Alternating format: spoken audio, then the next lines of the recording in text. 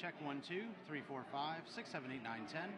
Check 1, 2, 3, 4, 5, 6, 7, 8, 9, 10. Microphone check. Check 1, 2, just low. Matt, can you bring it up at all?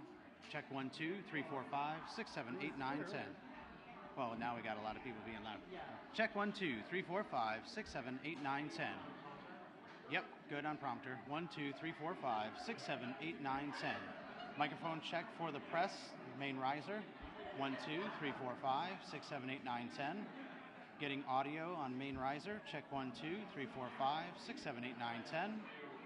Mic check. 1, 2, 3, 4, 5. Check 1, 2, 3, 4, 5, 6, 7, 8, 9, 10. 1, 2, 3, 4, 5, 6, 7, 8, 9, 10. 1, 2. Jax, how are you doing over there? 1, 2, 3, 4, 5. Are you good? Master control. 1, 2, 3, 4, 5, 6, 7, 8, 9, 10. Check 1, 2, 3, 4, 5, 6, 7, 8, 9, 10. How about cuts over here? Cuts, are we good with audio? Yes? Oh, you're good with the tripod. 1, 2, 3, 4, 5, 6, 7, 8, 9, 10. Main riser, good on audio. 1, 2, 3, 4, 5, 6, 7, 8, 9, 10. Good? Okay. All right. Matt, can we go up a little bit in the PA, please? 1, 2, 3, 4, 5, 6, 7, 8, 9, 10. 1, 2, 3, 4, 5, 6, 7, 8, 9, 10. 1, 2, 3, 4, 5. Good right there. All right. I'm going to switch over to the other lectern real quick. Okay, never mind. I'm sticking with POTUS. 1, 2, 3, 4, 5, 6, 7, 8, 9, 10. 1, 2, 3, 4, 5, 6, 7, 8, 9, 10. A little bit more, Matt, please. 1, 2, 3, 4, 5, 6, 7, 8, 9, 10. 1, 2, 3, 4, 5, 6, 7, 8, 9, 10. Now I hear it a little better. 1, 2, 3, 4, 5, 6, 7, 8, 9, 10. There we go. All right, switching to the other lectern. Mic check. 1, 2, 3, 4, 5, 6, 7, 8, 9, 10. Are the mults getting this too? For press, for cuts in main, this one's good. All right, I got a thumbs up from main. Cuts, are we good over here on this lectern? Are we good on this lectern? 1, 2, 3, 4, 5. All right. I got a nod from White House TV. All right.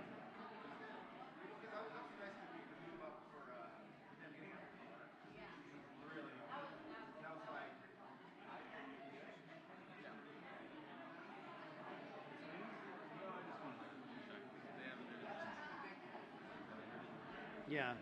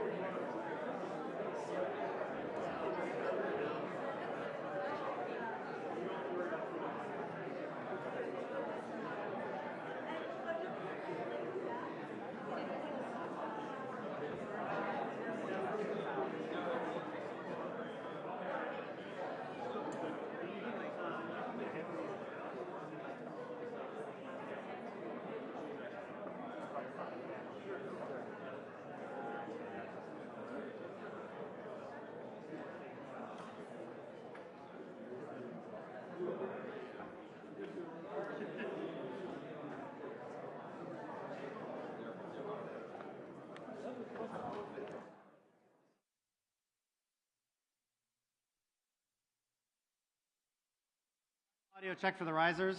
Final audio check for the risers. Please let us know if you have audio.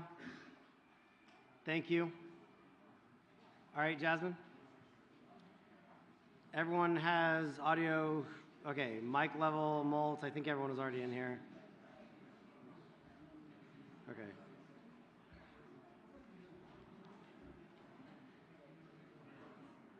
If you have a light, an LED on the front of your camera, if you just keep it, once the remarks start, if you keep it off. Thank you. I think we're good.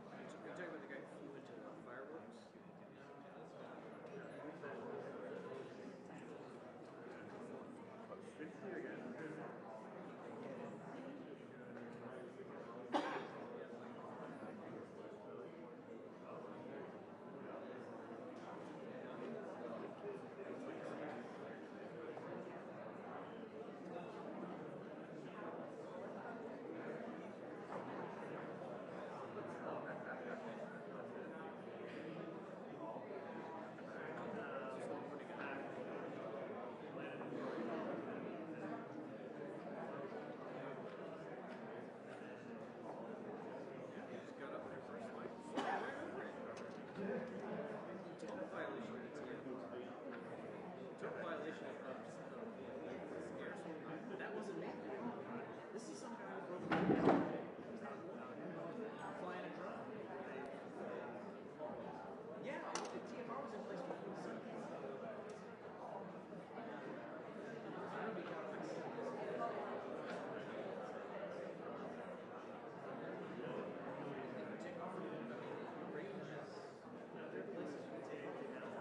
But again, we didn't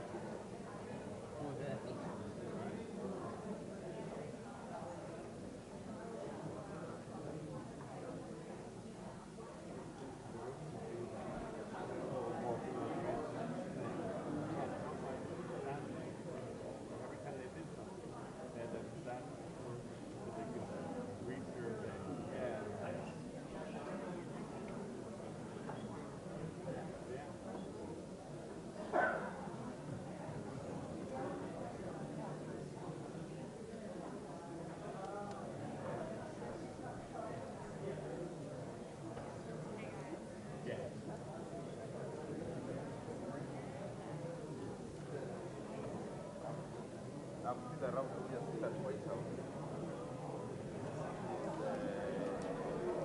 We got the opportunity to decide how it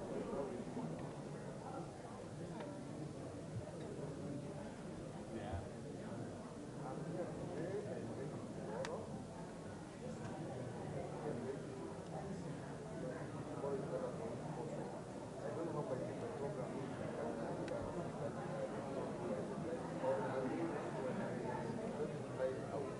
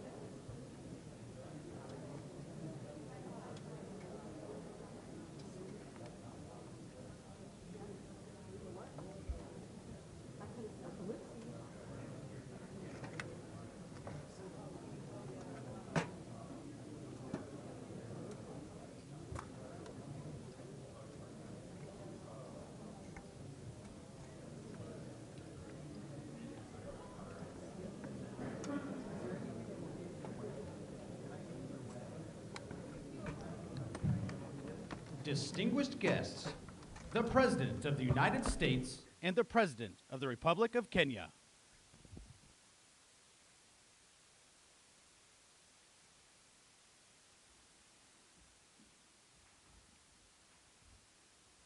Good afternoon, everyone. Please have a seat.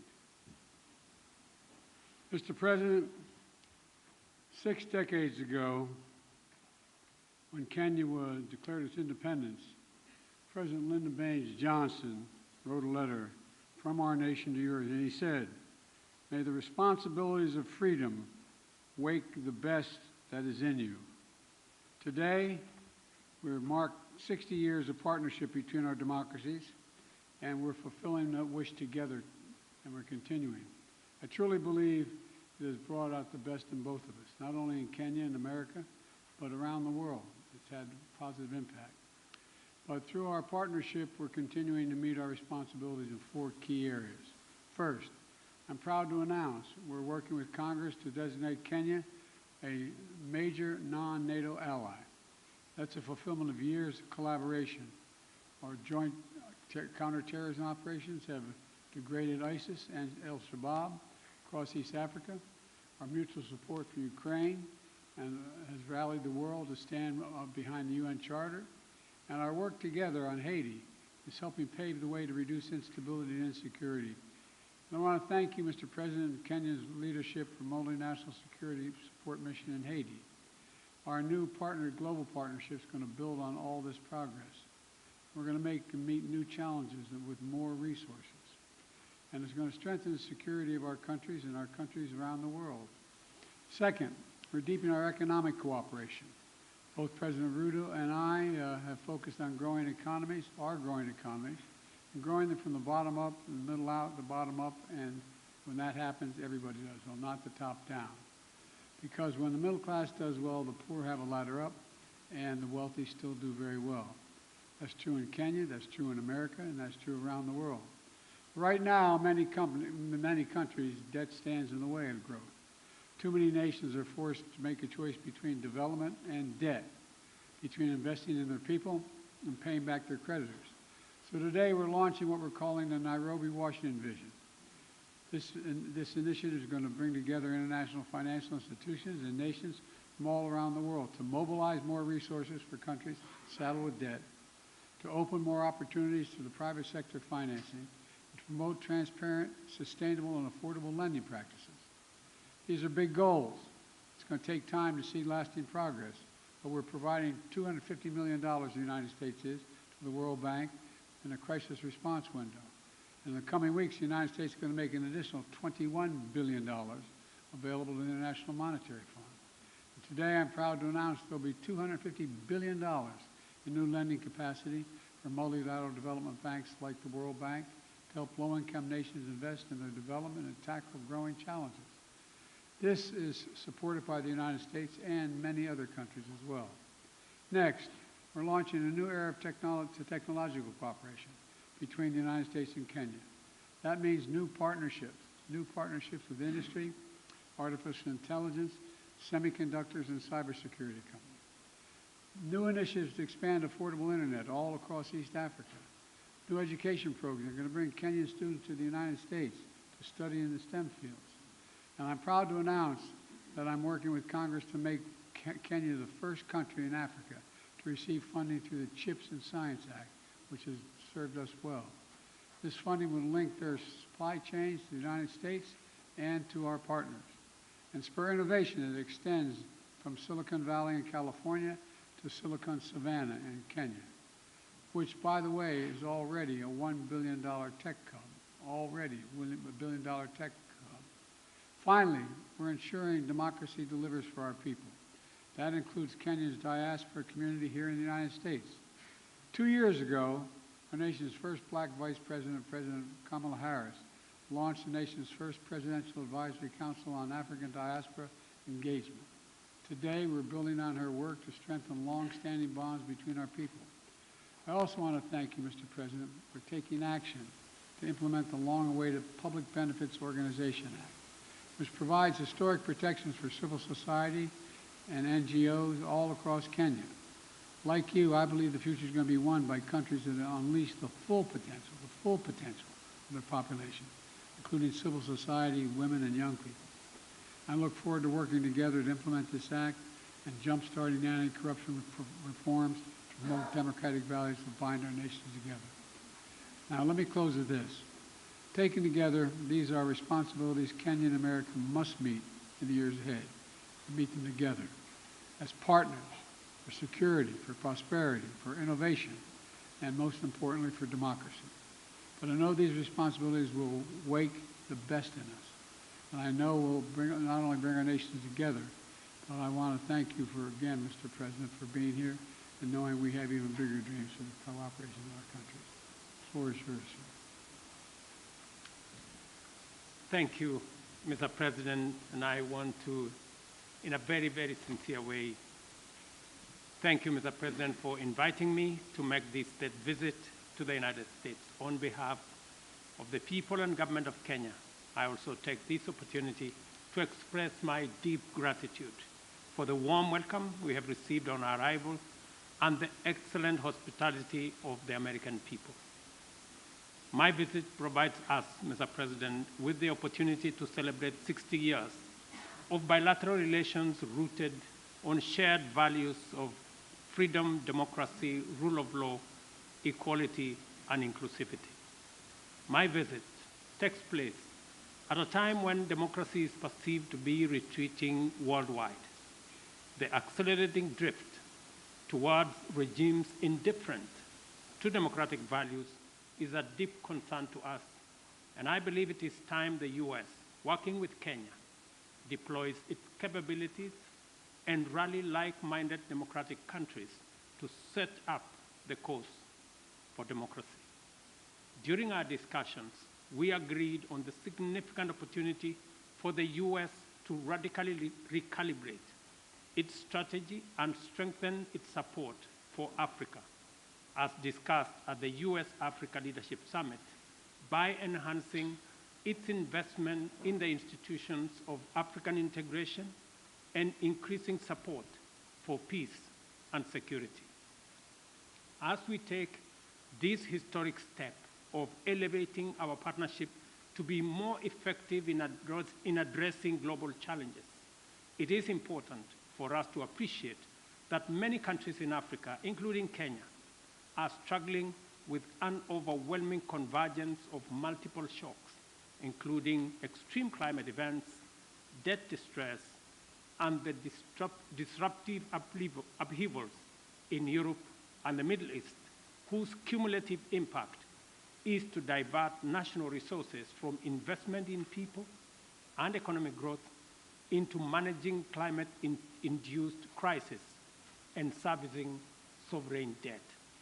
For this reason, I have underscored the imperative for our partnership to facilitate recovery from these multiple crises, and particularly for the United States of America to take a leading role in a comprehensive debt resolution framework by doubling contribution to the concessionary financing window of the World Bank, and also to work with the IMF on rechanneling SDRs to institutions like the Africa Development Bank to further leverage on private sector funding to support countries. Unless this is done, and done immediately, the values of freedom, democracy, and the rule of law are in great jeopardy. On regional peace and security in the Horn of Africa and the Great Lakes region, I express optimism that Kenya and the U.S. will innovatively design appropriate defense and security frameworks to help Kenya as the anchor state and the region in general to deal with the peace and security challenges that are undermining human well-being, slowing down development, and also having a negative impact on democracy. We affirm our mutual commitment to the stabilization of Haiti through the multinational security support mission. The Kenya-UN Climate and Clean Energy Industrial Partnership we have just committed to is an encouraging milestone on our collective journey and builds on the paradigm shift we have inaugurated at the Africa Climate Summit in Nairobi last year. Accordingly, Africa's resource potential is a huge opportunity to deploy U.S. technology and investment to catalyze unprecedented growth through green industrialization. We've also agreed to hasten the renewal of the Africa Growth and Opportunities Act to sustain the rising momentum of our investments and exports in the manufacturing space. Similarly, we agreed to undertake sustainable green growth by facilitating conclusion of our strategic trade and investment partnership alongside the renewal of AGOA. During our discussions, I witnessed firsthand President Biden's and the U.S. government's determination to make our partnership work and resolve to spread and deepen the roots of freedom, democracy, security, and prosperity throughout the world. As my visit comes to a close, I am confident that our engagements have laid a solid foundation for us to continue the good work we have begun with stronger faith and greater hope for success, because in Joe Biden, Kenya and Africa have a strong and committed friend. I thank you. Thank you, Mr. President. You do have a friend, and you know, the African continent could have 1 billion people not too soon. The idea we're going to ignore it, it makes no sense at all. First question, Michael Wilner, McClatchy. Thank you, Mr. President. 2 questions, if I may, on... No, 1. I'm going to do my level best on Haiti and on Israel. Your administration went on a worldwide search for security forces, Beninese forces, Bangladeshi, Canadian, Chilean, any but American forces to stand up this multinational security support mission for Haiti before Kenya stood up to lead. Can you explain why it is that you believe, on the one hand, that this mission is so critical, and on the other, why it is that you have categorically ruled out contributing U.S. forces to this effort? Is it your goal to beat back Haiti's gangs or to contain them? And on Israel, does the United States... One question. I'll answer your question. Okay, yeah. The question with regard to Haiti is, we concluded that for the United States to deploy forces in the hemisphere just raises all kinds of questions that can be easily misrepresented about what we're trying to do, and be able to be used by those who disagree with us and against the interest of Haiti and the United States. So we set out to find a partner or partners who would lead that effort that we would participate in, not with American forces, but with supplies and making sure they had what they needed. And so, you know, I'm very grateful for President Ruto's leadership here, multinational effort, but Kenya's willingness to really lead this matters. You're not the only country, but you're leading this effort. And there's going to be U.S. forces, none on the ground, but we're going to supply logistics, intelligence, and equipment. Matter of fact, some equipment has already arrived. And Kenya is stepping up with police, and other countries plan to do as well. The United States is going to support the collective effort here. And of course, Kenya won't be going it alone. We're working with Congress to provide $300 million to MSS mission and an additional $60 million for equipment assistance. And we've received and are continuing to bring major contributions from other partners in as well. President Ruto and I agree that Haitian people deserve better, they deserve peace and security, and I thank him for taking on this responsibility, but we have his back and we're there all the way. I do have a question for you, President Ruto, but before I do, I do very briefly have a question on whether the United States has any evidence at all that would substantiate the ICC prosecutors' specific allegations against Israeli leaders that they are using starvation as a tactic of war in Gaza, or exculpatory evidence for that matter, and if you would commit to releasing that information before any potential issuance of ICC arrest warrants. And President Ruto, the mission that Kenya is about to lead in Haiti is obviously a support mission that is well known, but the fact is that Haiti's national police have been internationally funded and trained for some time, and nevertheless have obviously failed to beat back these gangs.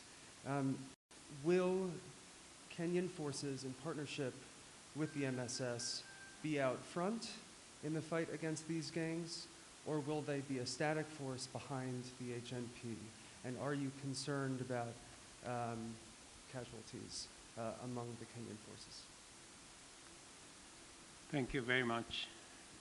Kenya believes that the responsibility of peace and security anywhere in the world, including in Haiti, is the collective responsibility of all nations and all peoples who believe in freedom, self-determination, democracy, and justice. And it is the reason why Kenya took up this responsibility, because we have been participating in peacemaking, and we have been participating in peacekeeping over the last 40 years in 47 countries, including very difficult neighborhoods like what we're going to face in Haiti. We are going to take up that responsibility alongside the Haiti police, and we have clear modus operandi, how we are going to relate with the situation on the ground that has been agreed under the United Nations framework. So we are looking forward to this deployment because we believe that the women and children in Haiti deserve peace like all other women and children and people around the world. Look, we made my position known on ICC. You guys never keep the deal, but that's okay. You know, we've made our position clear on the ICC. We don't think we don't recognize the jurisdiction of ICC the way it's being exercised, and it's that simple. We don't think there's an equivalence between what Israel did and what Hamas did. Okay, next. Do I ask the next question as well? Let me ask Ayub Abdikadir from Kenya for the next question. Is Ayub? Oh yeah, Ayub. Thank you, Mr. President. Thank you. One question, and this is on Haiti.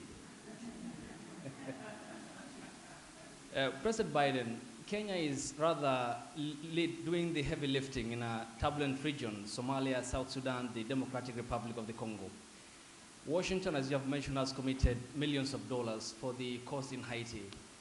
Isn't it ironic that while America is ending its forever wars in Afghanistan, the latest in 2021, under your leadership, when you withdrew troops from Kabul, and that you're committing Kenya to another foreign wars 12,000 kilometers away from Nairobi? I mean, why the discrepancy, why the dichotomy? While you're ending your forever wars, overseas wars, yet you are committing Kenya to Haiti. Can you explain that?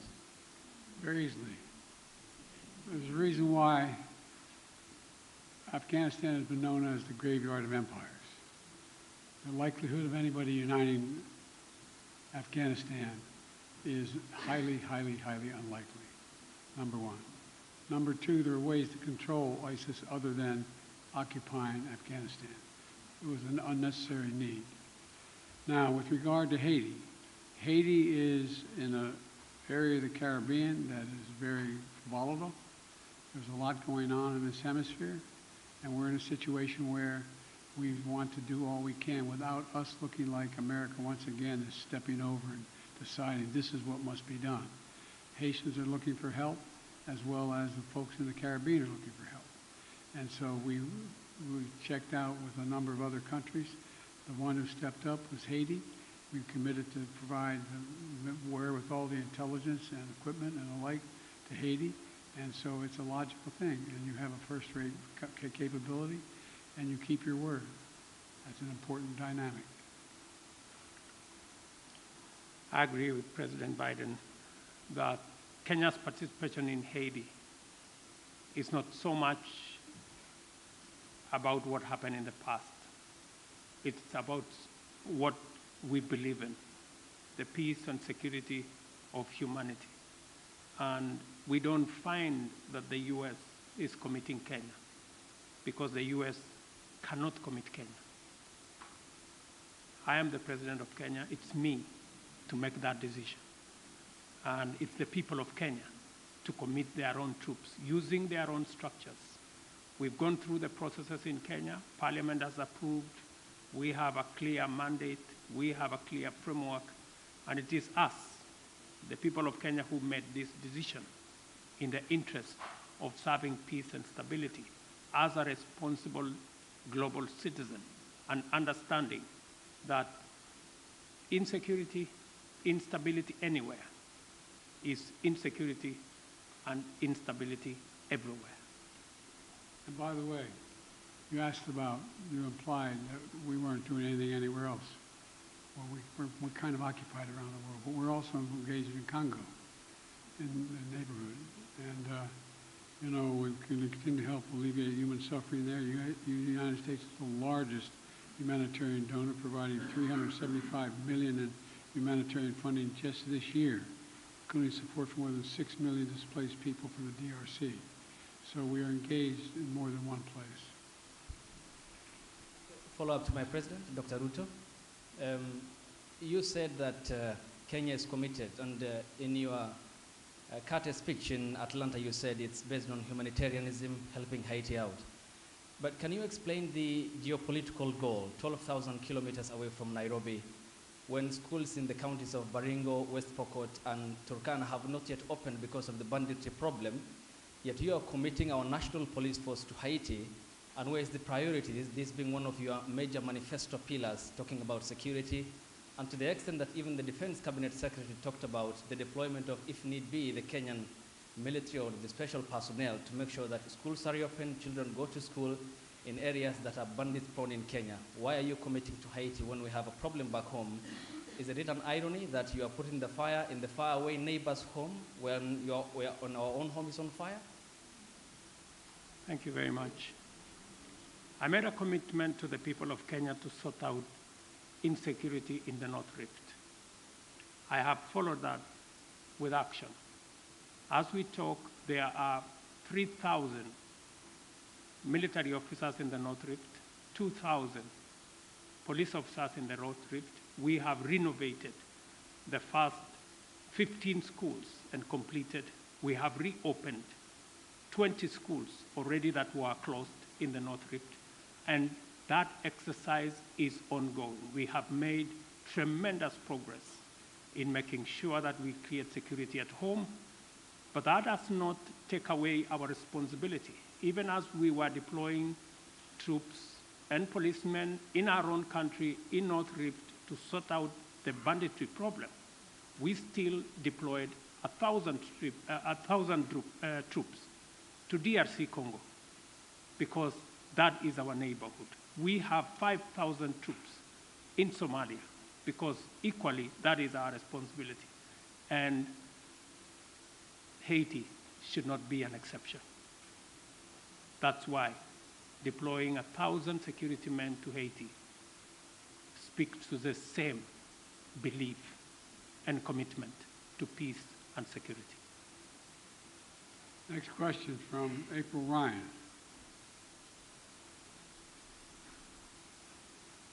Mr. President, President Biden, President Ruto, thank you.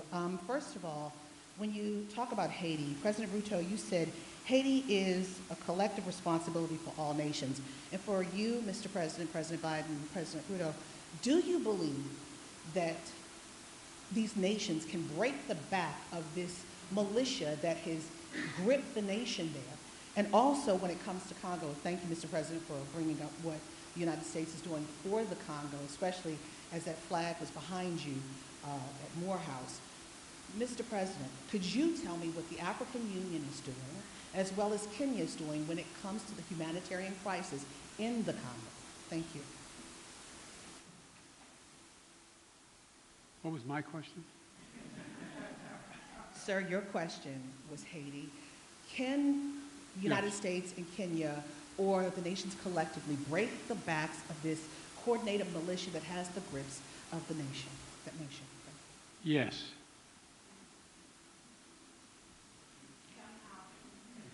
The very way we're doing it. We're not talking about a a 1,000-person army that's made up of trained persons. This is a crisis. It's able to be dealt with. And we think we can deal with this way with a multinational approach, with Haiti leading the way and us providing the intelligence as well as equipment. Gangs and criminals do not have nationalities. They have no religion. They have no language. Their language is one. To deal with them firmly, decisively, within the parameters of the law. And that's why we're building a coalition of nations beyond Kenya and the U.S., many who are making contribution towards the MSS force in Haiti to secure that country and to break the back of the gangs and the criminals that have visited untold suffering in that country. On DRC, the AU, the East African Community, and Kenya are seized with that matter. I've just told you that Kenya had 1,000 troops in Haiti. We now have another 800, not in Haiti, but in DRC. We now have another 800 troops from SADC. We are going to be having a meeting of the East African Community. I did send my my foreign minister to Kinshasa. They had a conversation. And shortly, we will be looking at how to begin the dialogue process under the Nairobi process, because we believe there is no military solution to what is going on in DRC, but instead, dialogue should be able to give us the necessary momentum and outcomes that would sell the matters in Eastern DRC. So both the AU, the East African Community, and Kenya as a country are seized of that matter. We know that the humanitarian crisis in Eastern DRC has displaced close to 7 million people. And I want to thank the United States of America for stepping in with humanitarian support for that region, because it is a collaboration of different countries in different ways to deal with that situation. The rest of us are committing troops.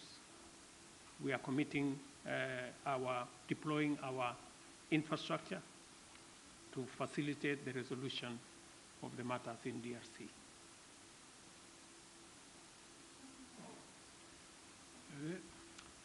Let me ask Nancy Agutu from Kenya. She's here. Okay, Nancy. Mr. President, Africa is asking America to lead the way and double its contribution to the World Bank's International Development Assistance to help developing countries access more financing, to alleviate debt distress, and to tackle climate change. What is your commitment on this? Thank you. I'm sorry, I didn't catch all your question. Sorry, I'm saying Africa is asking America to lead the way and double its contribution to the World Bank's International Development Assistance to help developing countries to access financing to alleviate debt distress and to tackle climate change. What is your commitment on this?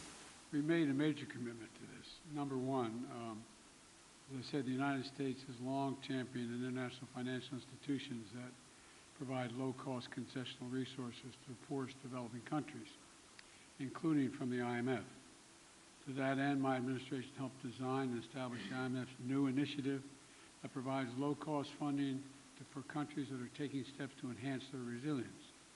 Important partners in Africa have the capital to ensure they have the capital they need to invest in their futures. We heard them and we stand with them. Now, that's why we've worked with Congress to enable the United States to make available in the coming weeks up to $21 billion in new lending resources to the IMF trust fund that provides concessional lending to the poorest countries. It's a little like, having to go when you're in debt, having to go and find someone to help you out. That's what this is about. We believe supporting friends and this partnership is happy we're happy to do our part. And look, we've also doubled our commitment to the IDA, and I'm proud the United States is the biggest donor to the IDA in this cycle. I'm proud to be working alongside Kenya to support robust financing and policy packages that are going to help the most vulnerable countries address their investment needs. There's debt and there's growth, and you got to deal with the debt before you deal with the growth. And so we're trying to use international lending organizations to be able to provide that capability so people can grow. That's what it's about. Will you allow Ukraine to strike its side? Whoa!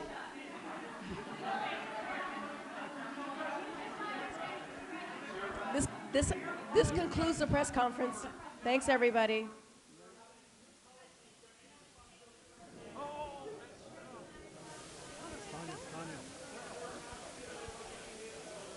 Thanks, you, everybody. This concludes the press conference.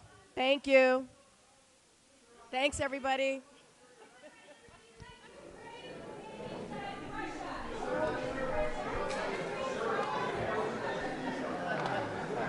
Distinguished guests, please remain in your seats until the official delegations have departed.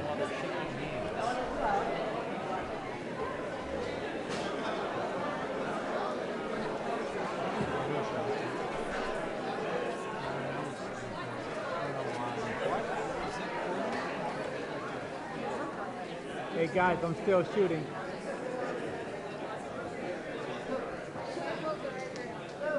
Still shooting.